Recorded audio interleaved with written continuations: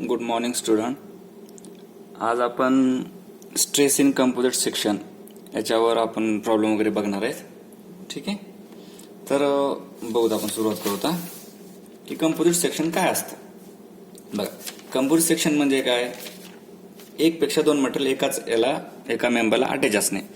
या ठिकाणी बघू शकता तुम्ही, एक मेंबर आहे, याच्या खाली दोन मेंबर आहेत. ओके, हा मेंबर वेगळा आहे, हा मेंबर वेगळा आहे, याची प्रॉपर्टी वेगळी, याची प्रॉपर्टी वेगळी. ठीक आहे, त्यामुळे याला मी एरिया 1 एरिया 2 नाव दिलं, वर लोड दिला. आता मला सांगा, वरचा जो लोड आलाय तो हा मेंबर आणि हा मेंबर दोन्ही मिळून काय करतायत, तो कॅरी करतायत. बरोबर आहे. म्हणजे या मेंबरचं काय लो बघा बरं, हा जो कॅपिटल पी आहे तो कसा होईल, capital P is equal to P1 plus P2 येईल का हो. बरोबर. ओके, म्हणजे हा सपोज 100 किलोन्यूटन आहे लोड, तर याच्यातला काही पार्ट हा घेईल, काही पार्ट हा घेईल, दोन्हीचा मिळून ते 100 किलोमीटर येणार आहे, कारण की तो कॅरी करतोय. ओके, त्यामुळे मी पहिले काय केलं, P is equal to P1 plus P2. Okay, पण मला माहिती आहे sigma is equal to load upon area असतो. आता या ठिकाणी लोड वेगळे वेगळे आहेत, एरिया वेगळा वेगळा आहे, त्यामुळे काय होणार आहे, तुमचा स्ट्रेस वेगळा वेगळा येणार आहे. ते आपण काय करतो, या फॉर्म्युलामध्ये टाकू. P is equal to, okay, हे काय होईल, P इंटू सिग्मा येईल. Okay, sigma 1A1 plus sigma 2A2. हे कुठून आलं, या formula, P is equal to sigma two A. Okay, नंतर हे झालं तुमचं पहिलं इक्वेशन. काय सिंपल केलंय. आता बघूता, याच्यामुळे या लोडमुळे या मेंबरमध्ये जेवढं डिफ्लेक्शन होणार आहे तेवढंच डिफ्लेक्शन या मेंबरमध्ये होणार आहे. कंपोजिट मेंबर आहे. ओके, त्यामुळे काय लो, delta L1 is equal to delta L2 येईल, कारण की सेम डिफ्लेक्शन. आणि डेल्टा सूत्र आपल्याला माहित आहे की काय, सिग्मा अपॉन ई. ओके, म्हणजे ई इज इक्वल टू तुमचा हुक्स लॉ काय सांगतो, stress it directly to strain. हे टाकलं, याच्यावरनं काय येणार आहे, ई तुमचा स्ट्रेन सेम आहे, सिग्मा बाय ई. ओके, दोनचा स्ट्रेन सेम असल्यामुळं डिफ्लेक्शन सुद्धा सेम असणार. तर आपण हे सूत्र या ठिकाणी टाकू. काय येईल, sigma 1 divide by E1 is equal to sigma 2 divide by E2. E1 म्हणजे modulus of elasticity for first member, modulus of elasticity for second member. या ठिकाणी बघता, सिग्मा 1 इज इक्वल टू काय येईल, हे इकडं मल्टिप्लाय होईल, E1 divide by E2 into sigma 2. Okay, आता याच मेंबरला काय म्हणायचं, E1 अपॉन E2 तुमचा असतो मॉड्युलर रेशो.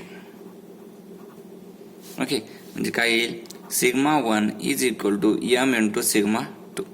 एम म्हणजे तुमचा मॉड्युलर रेशो, जो की E1 अपॉन E2 असतो. एम हा ऑलवेज मोर दॅन 1, सगळ्यात महत्वाचं. एम हा 1 पेक्षा जास्त असतो हमेशा. तर आता इक्वेशन नंबर 1 आणि इक्वेशन नंबर 2 या दोन इक्वेशनवरून तुम्हाला काय करायचे, प्रॉब्लेम सॉल्व्ह करायचे. बघूत आता प्रॉब्लेम, पहिला आपण प्रॉब्लेम बघूता. हे बघा, ओके, गिवन काय काय बघू, a RCC column of square section by 600 into 600 mm. Okay, carries 6 mild steel rod of 30 mm dia. It is subjected to an axial load 70 kilonewton. Calculate the stress induced in the material.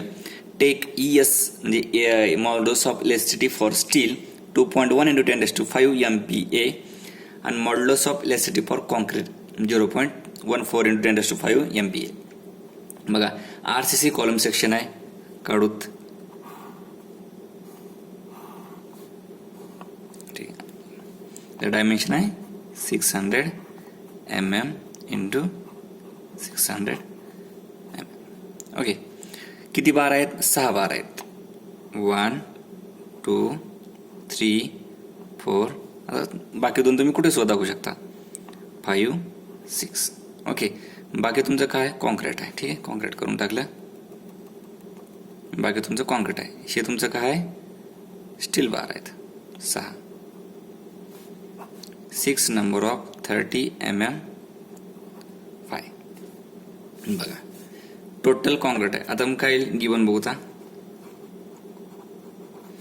हा total area, त्याला gross area म्हणता, AG. Gross area काय येईल, 600 into 600 is equal to 36000 mm square.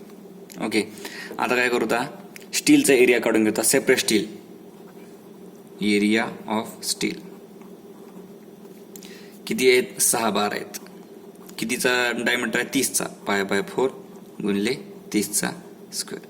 S म्हणजे area of steel किती झाला calculate केल्यावर येईल 441.15 mm स्क्वेअर.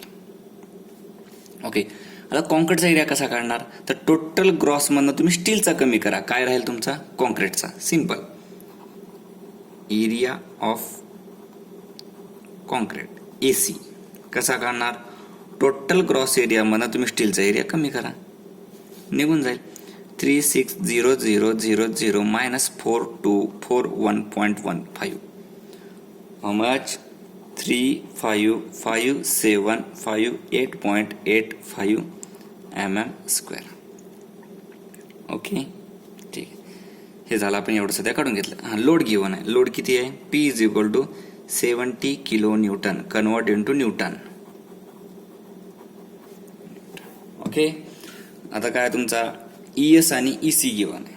ओके, आता मी काय सांगितलं ES divide by EC ratio काय असतो मॉड्युलर रेशो. बघा या ठिकाणी M इज इक्वल टू केला होता मी σ1/σ2. ओके, मग आपण काय करतो मॉड्युलर रेशो बघू. मॉड्युलर रेशो गिवन आहे. Modular ratio is equal to M is equal to ES by EC. EC जर वर केला असता त्याची व्हॅल्यू 1 पेक्षा कमी आली असती. त्यामुळे काय करतं मोठी व्हॅल्यू जी आहे ती वर घ्यायची, छोटी व्हॅल्यू आहे ती लाईन घ्यायची. आता मोठी व्हॅल्यू कोणती आहे 2.1, छोटी व्हॅल्यू कोणती आहे 0.1. टाका 2.1 इंटू 10⁵ 0.14 हाऊ मच याचा येईल रेशो असल्यामुळे याचं युनिट येणार नाही. याचं उत्तर आलं 15. ओके, आता आपलं पहिलं इक्वेशन आपल्याला माहित आहे. टाकू दा हे बघा या ठिकाणी σ1 इज इक्वल टू M σ2. σ1 आपण स्टीलला मानलं, σ2 आपण कॉन्क्रीटला मानलं. त्यामुळे आपण टाकू दा σS is equal to EM into σC. Okay, किंमत टाका σS is equal to M ची किंमत 15 σC. म्हणजे तुमचं सिग्मा स्ट्रेस 15 पट जास्त आहे कॉन्क्रीटचा. पहिलं इक्वेशन झालं. आता नंतर इक्वेशन सांगितलं होतं मी लोडचं P is equal to σ1 A1 plus σ2 A2. ते आपण पुट करू. बघा P is equal to P1 plus PS plus PC. Okay, σS AS plus σC AC. टाकू दा कॅल्क्युलेट टोटल P किती आहे 70 kilo newton. 70 into 10⁻³ is equal to σS ची किंमत या ठिकाणी बघा in the form of σC आहे जसं टाकू दा 15 into σC into area of steel. Area of steel इथं आहे 4241.15 प्लस σC ला σC into area of concrete इथं आहे 35578.85. याच्यामध्ये आणून काय तुमचं फक्त σC कॅल्क्युलेट होईल. ओके, कॅल्सिओ टाका उत्तर तुमचं निघाल σC is equal to 0.17 newton per mm square. Okay, आता ही इक्वेशन σS काढायचं आहे 1 मध्ये पुट करा. Put in 1 σS is equal to 15 into 0.17 how much 2.55 newton per mm square. शे निघाला तुमचा क्वेश्चन मध्ये जे तुम्हाला विचारलं होतं stress induced in the material. तुम्हाला स्ट्रेस काढायला लावला, तुम्ही स्ट्रेस काढला, तुमचा प्रॉब्लेम इथे संपला. ओके, जर तुम्हाला दुसरा कोणता क्वेश्चन विचारू शकतील की बाबा पर्टिक्युलर कॉन्क्रीट किती लोड घेतोय आणि स्टील किती लोड घेतोय ते तुम्हाला काढायला लावतील. ओके, मग ते आपण कसा काढणार बघा ठिकाणी सांगतो. जर वेन हा क्वेश्चन तुमचा इथे संपला. Wien calculating individual load. Okay, PS सूत्र बघायचं आपण टाकलं होतं σS इंटू AS टाका सिग्मा एस इंटू एस. सिग्माची किंमत तुम्हाला माहिती आहे 2.55. एरिया ऑफ स्टील तुम्हाला माहिती आहे 4 for 1.5.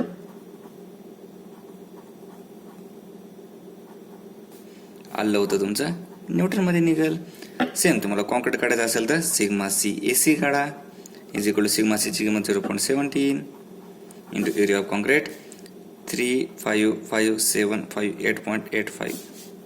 सॉरी, आलं तुमचं उत्तर येईल न्यूटनमध्ये. म्हणजे तुम्हाला लोड जरी विचारलं तर तुम्हाला लोड काढायला तुम्हाला सिग्मा एस आणि सिग्मा सी काढावं लागतील.